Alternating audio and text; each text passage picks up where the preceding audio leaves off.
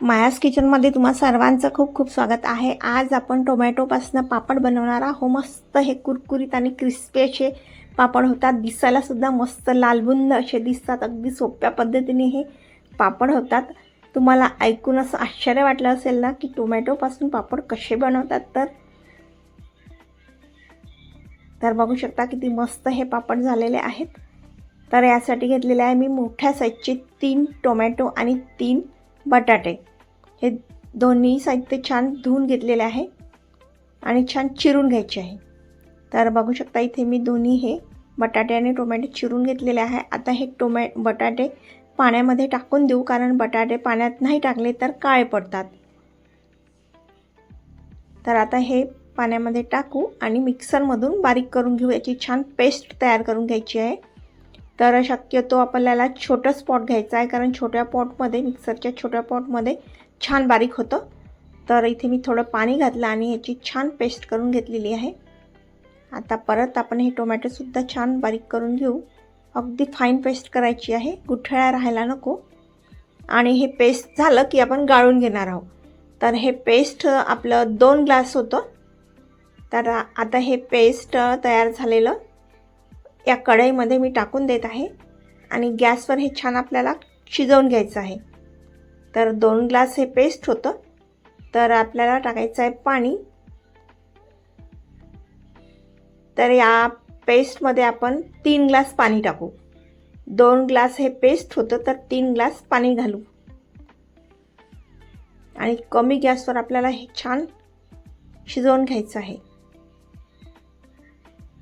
ज्याप्रमाणे आपण बाकी पापड करतो ना, तर आपल्याला अंदाज कळतोच की आपल्या पापड करायला किती घट्ट मिश्रण पाहिजे, त्यानुसार आपल्याला हे करायचं आहे। बघू शकता हे छान कमी गॅसवर मी हे शिजवून घेत आहे। मस्त घट्ट असं हे मिश्रण झालेलं आहे। तर एकूण आपल्याला इथे 3 ग्लास पाणी लागलेलं आहे।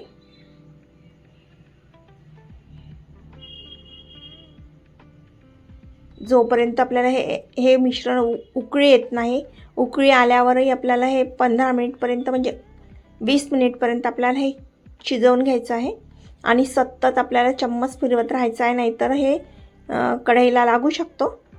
तर आपल्याला हे सतत फिरवायचं आहे। तर बघू शकता इथे उकळी आलेली आहे। तर मला हे मिश्रण परत घट्ट वाटलं तर मी आणखी 1 ग्लास पाणी घातलेलं आहे यामध्ये।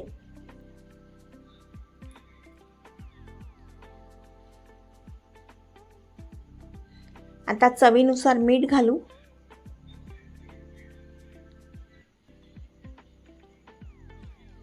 आता इथे मी 1 चम्मच तिखट घातलेला आहे।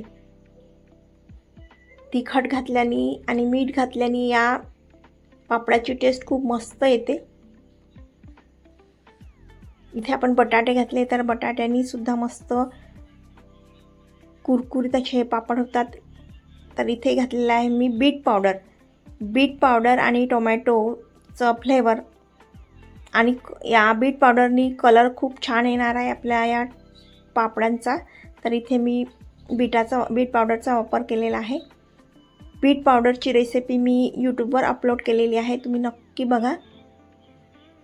तर बघू शकता असं घट्ट हे मिश्रण तयार झालेलं आहे। परत हे आपण शिजवून घेऊ। बघा किती इथे या मिश्रणाला उकळी आलेली आहे। उकळी आल्यावर आपल्याला परत 5 मिनिट हा शिजवून घ्यायचं आहे। 20 ते 25 मिनिटपर्यंत आपल्याला छान कमी गॅसवरच हे शिजवून घ्यायचं आहे। तर इथे आपलं पापडाचं मिश्रण तयार झालेलं आहे। खायला सुद्धा खूप मस्त वाटतात हे पापड, तुम्ही नक्की करून बघा।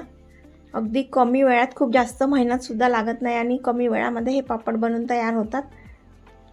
आता मी इथे एक पॉलिथिन घेतलेली आहे आणि पॉलिथिनवर आपण हे पापड टाकून देऊ आणि घट्ट सरस असं चम्मच फिरवायचा नाही या पापडाला, नाहीतर पापड आपले फाटू शकतात काढताना। तर मी हे असंच टाकून देत आहे आणि अजिबात चम्मच या पापडावर फिरवायचा नाही। आणि पॉलिथिनवर आपण हे पापड टाकले आहे तर अगदी सहज निघतात आणि फाटत सुद्धा नाही, अगदी व्यवस्थित हे पापड तयार होतात. नक्की तुम्ही करून बघा. कलरसुद्धा खूप छान दिसतो आणि खायला तर खूपच मस्त लागतात. नक्की करून बघा.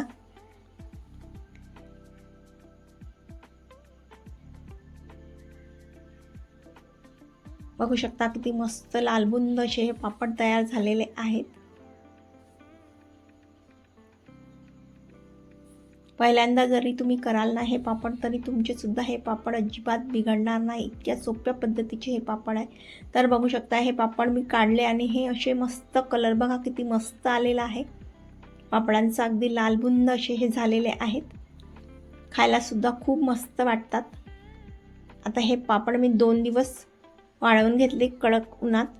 तर कढईमध्ये मी तेल गरम करायला ठेवलेलं आहे आणि असे पापड मी तळून घेतलेले आहे. पुन्हा भेटू अशाच एका नवीन रेसिपीसोबत. तोपर्यंत बाय.